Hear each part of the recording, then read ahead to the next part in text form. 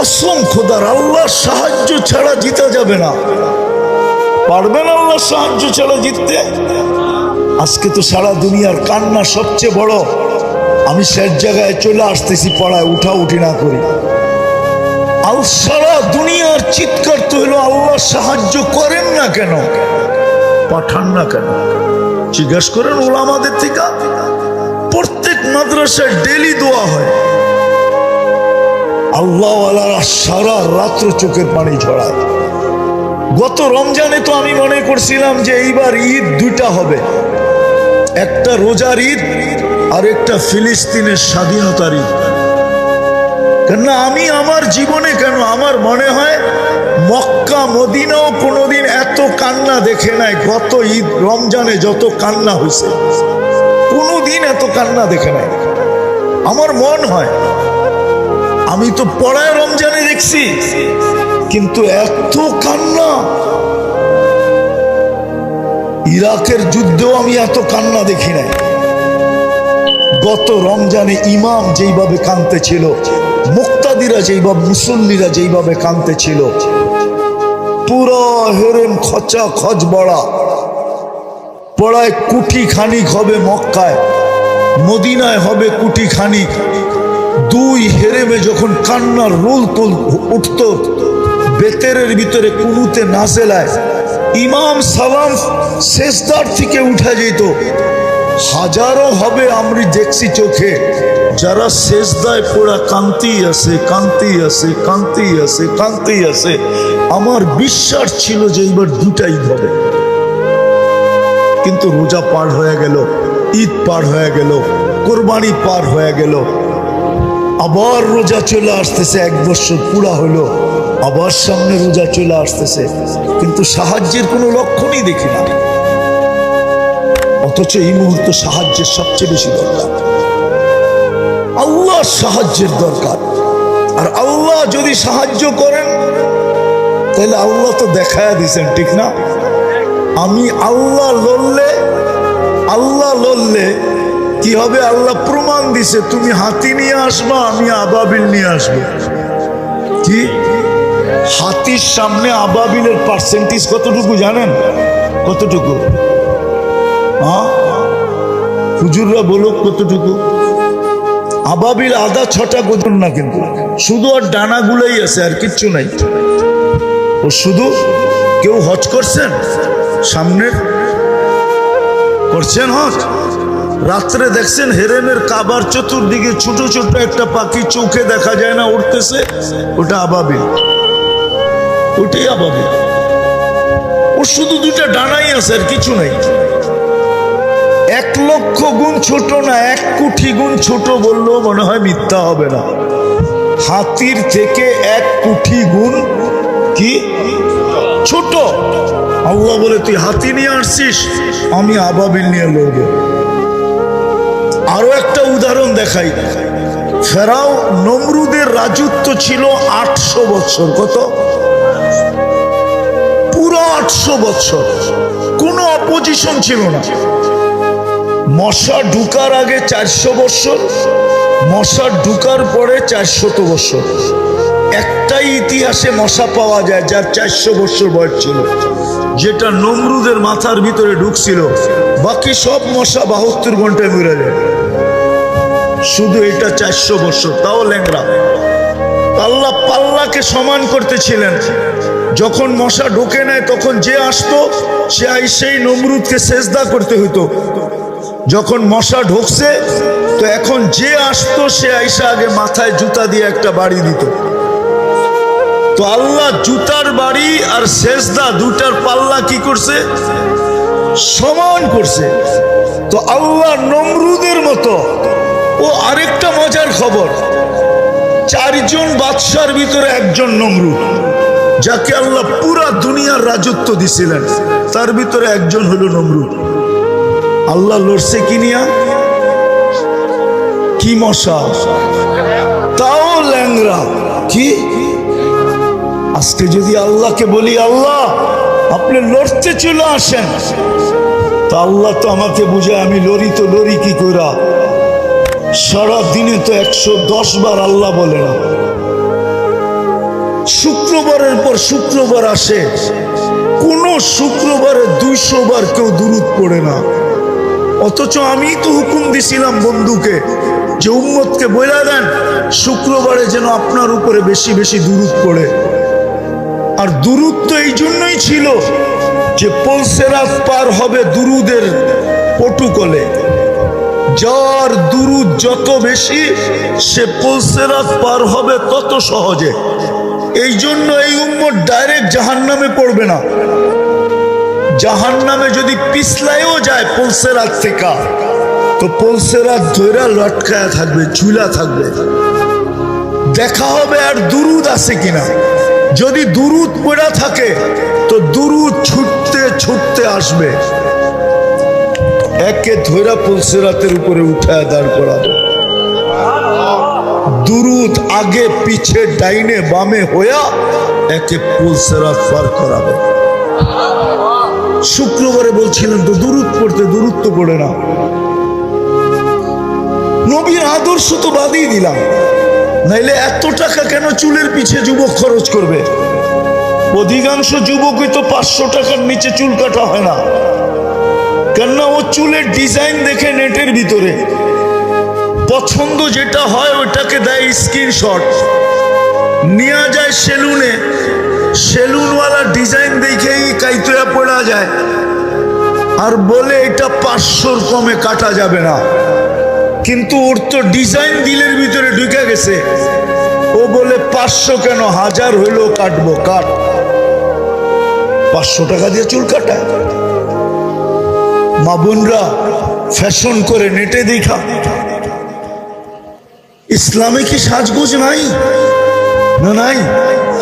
নাই সাজগোজ? হুজুররা বলো, ইসলামে যদি সাজগোজ না থাকতো তাহলে আল্লাহর রসুল সফর থেকে ডাইরেক্ট বাড়িতে কেন আসতেন না? ওটা তো হাদিসে আছে, ডাইরেক্ট বাড়িতে আসতেন না।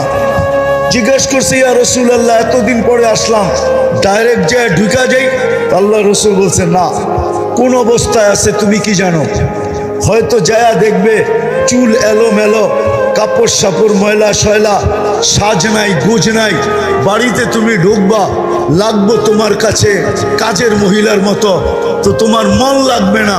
বিদায় একটু অপেক্ষা করো, বাড়িতে খবর দেখ, সেই জায়গায় যা রেডি হোক, যখন তুমি ঘরে ঢুকবে দেখতে দেরি যেন গলা লাগাইতে দেরি না হয়। মন যেন বলে গলা লাগা, মন যেন বলে বুক লাগা। আগেরটা বাদেই দিলাম, লাউড স্পিকার খোলা। ইসলাম তো সাজগোজ শিখাইছে, রাগ হয়েন না। দুনিয়া ইসলামের আগে কেউ সাজগোজ জানতো না। ইসলাম নারীকে শিখাইছে সাজগোজ কাকে বলে, ইসলাম শিখাইছে ফ্যাশন কাকে বলে। নাইলে এই হাদিস কেন বলতো আল্লাহু জামিলুন ইউহিব্বুল জামাল? আল্লাহ সুন্দর সৌন্দর্যতাকে পছন্দ করে। আল্লাহর রসুল সাহাবী রসুলকে কেন বলতো তুই এরকম চলস কেন? আল্লাহ কি তোকে কিছু দেয় না? বলছে দিছে। বলে তাইলে নেয়ামতের আসর তোর উপরে প্রকাশ পাওয়া চাই। ইসলাম তো দুনিয়াকে সাজগোজ শিখাইছে, ফ্যাশন শিখাইছে। চলেন আমার লোকে ইতিহাস নিয়ে বসেন, আমাকে দেখান ইসলামের আগে কে ফ্যাশন জানতো? দুনিয়া ফ্যাশন জানতো না। ইসলামের আগে স্বামী জানতো না স্ত্রীর হক কি। ইসলামের আগে স্ত্রী জানতো না স্বামীর কদর কি। ইসলামের আগে মা বাবা জানতো না সন্তানের মায়া মমতা কি। ইসলামের আগে জানতো না সন্তান, জানতো না বাপের কদর কত বড়, বাপ মা কি জিনিস। ইসলাম শিখাইছে বাপ মা কি জিনিস। ইসলাম শিখাইছে সদয় দৃষ্টিতে দেখতে দেরি, কবুল হজের সওয়াব মিলতে দেরি হয় না। আমি তো বলি কবুল হজ না, ইসলাম শিখাইছে সদয় দৃষ্টিতে দেখতে দেরি, জান্নাত নিজের নামে লেখায়া নিতে দেরি হয় না। আপনি বলবেন হজের সওয়াব তো লেখা আছে হাদিসে, আপনি জান্নাত কোত্থেকে পাইলেন? তাইলে আমি আরেকটা হাদিস দিয়া বুঝাই। আল্লাহর রসুল বলছে কবুল হজের সোয়াব জান্নাত ব্যতীত আর কিচ্ছু না। ইসলাম শিখাইছে। তো যেটা বুঝাইতেছিলাম আমি, যে আজকে তো সাহায্যের দরকার, কিন্তু সাহায্য আসে না কেন? কেন আসে না? একটা দিয়ে শেষ করতেছি। আসতো যদি আমরা আল্লাহর কাছে আকর্ষণের পাত্র হতাম, যদি রসুলের কাছে আকর্ষণের পাত্র হতাম। ওই 313 আল্লাহর কাছে আকর্ষণের পাত্র ছিল। 313 তলোয়ার, 3টা ছিল। একদিকে 11,000-এর উপরে, 1100-র উপরে তলোয়ার ছিল, আর এই দিকে মুসলমানদের কাছে 3টা তলোয়ার ছিল। শুধু আল্লাহর কাছে আকর্ষণের পাত্র ছিল, রসুলের কাছে আকর্ষণের পাত্র ছিল। তো আল্লাহ কোরআন নামায় বলতেছে, বন্ধু ওমা আপনি খেলবেন না, আমরা খেলবো। ওমা রমাইতা ইদ রমাইতা ওয়ালাকিন্নাল্লাহ রমা। বন্ধু আমরা খেলবো, আপনি খেলবেন না, খেলবো তো আমরা। আল্লাহকে যদি প্রশ্ন করি, রমজান মাস 70 কিলোমিটার দূরে কেন মদিনার থেকে নিয়ে আসলেন? আল্লাহ যেন আমাকে বুঝাইতে চায়। বন্ধুকে মনে হয় আল্লাহ বলছে, বন্ধু আপনি না আসলে খেলা জমবে না, আপনাকে খেলা জমানোর জন্য নিয়ে আসছি। আর দর্শক না হইলে খেলতে মজা লাগবে না, আপনাকে তো দর্শক হিসাবে আনছি, খেলছি তো আমরা। আজকেও আল্লাহ খেলতো, আজকেও আল্লাহ খেলতেন। নাইলে আমার যুক্তিতে বুঝেই আসে না। আমাদের পরে কোনো উম্মত নাই না? আছে? আমাদের নবীর পরে কোনো নবী আছে? হ্যাঁ, নাইলে আপনারা কেন স্লোগান দেন নবীর পরে নবী নাই, সংসদে আইন চাই? কেন স্লোগান দেন? আমাদের নবীর পরে তো কোনো। তাইলে আল্লাহকে যদি প্রশ্ন করি, আল্লাহ কোরআন তো দেখি, জমিন আসমানের সমস্ত সৃষ্টি আপনার সৈনিকের অন্তর্ভুক্ত। আর আল্লাহ একটাকে হুকুম দেন না, আমাদের পরে নবীর পরে তো নবী নাই, আমাদের পরে উম্মত নাই, এই সৈনিক বসায় বসায় খাওয়াইতেছেন, কারণটা কি? পাঠান না ফিলিস্তিন, একদলকে পাঠান, একদল পাঠাইতে লিত হয়।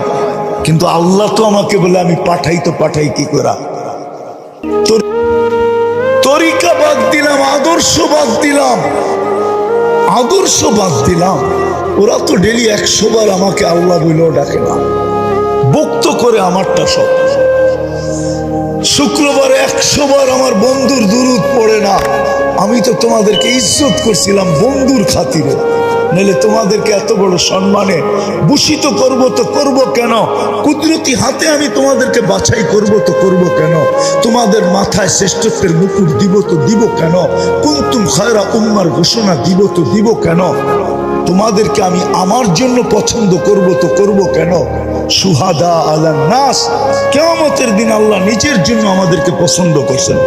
আমি কেন তোমাদের জন্য, তোমাদেরকে আমার জন্য পছন্দ করব?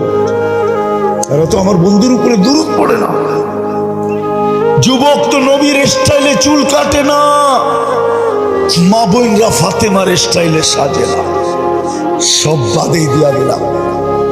আল্লাহ তো আমাকে অভিযোগ করে সবকিছু বাদ, ডেলি আমি 5 বার ডাকি, তাও যদি আসতো 80%ই তো আসে না। আরে 50%ও যদি আসতো, অর্ধাঅর্ধিও যদি আসতো, তাইলেও তো আমার মনকে বুঝাইতে পারতাম। 80%ই তো আসে না। ফ্যাক্টরিওয়ালা তো ফ্যাক্টরিতে নামাজে পড়ে না, মেইলওয়ালা তো মেইলে পড়ে না, বাজারওয়ালা তো বাজারে পড়ে না, হাটওয়ালা তো হাটে পড়ে না, দোকানদার তো দোকানে পড়ে না, অফিসওয়ালা তো অফিসে পড়ে না, আদালতওয়ালা তো আদালতে পড়ে না, ক্ষেতওয়ালা তো খেতে পড়ে না। অথচ খেতে যদি নামাজ পড়তো, তাহলে ওর জন্য আল্লাহর মাগফিরাত, জান্নাত ওয়াজিব হইতো, ওয়াজিব, অবধারিত। হাদিসে আছে, ক্ষেতওয়ালা যখন আজান শোনে, আর ক্ষেতের আইল বলে না লাইল বলে গাজীপুরে? হ্যাঁ, লাইল, ঠিক না? কোন জায়গায় আইল বলে। ক্ষেতের লাইলে যদি ও গামছা বিছায় দাঁড়ায় যেত, আল্লাহ ফেরেশতাদেরকে ডাইকা দেখাইতো, কি করে রে? নামাজ পড়ে। কার ভয়ে? আমার ভয়ে। আপনার ভয়ে? কি চায় নামাজ দ্বারা? কয় জান্নাত। আমি ভয় থেকে নিষ্কৃতি দিলাম, ওকে মাফ করে দিলাম, জান্নাত লেখা দিলাম, তোমরা সাক্ষী থেকো। খেতালা যদি খেতে দাঁড়াইতো, খামারওয়ালা যদি খামারে দাঁড়াইতো, মা বোনরা যদি ঘরে পড়তো, বাড়িওয়ালা যদি বাড়িতে পড়তো। আল্লাহ তো ডেলি 5 বার ডাকে। শুধু আল্লাহ তো ডাকে না, রহমানও ডাকে, রহিমও ডাকে, মালিকও ডাকে, কুদ্দুসও ডাকে, সালামও ডাকে, মুমিনও ডাকে, মুহাইমিনও ডাকে, আজিজও ডাকে, জব্বারও ডাকে, মুতাকাব্বিরুল খালিকুল বারিকুল মুসাব্বিরুল গফফারুল কাহ্হারুল ওয়াহ্হাবুর রাজ্জাকুল ফাত্তাহুল আলিমুল কাবিদুল বাসিতুল খাফিদুর রাফিউল মুইজ্জুল মুদিল্লুস সামিউল বাসিরুল হাকামুল আদলুল লতীফুল খাবীরুল হালিমুল আযীমুল গফুরুল শাকুরুল আলিয়ুল কবীরুল হাফিজুল মুকিতুল হাসিবুল জলিলুল করিমুল রাকিবুল মুজিবুল ওয়াসি আল হাকিমুল ওয়াদুদুল মজিদ।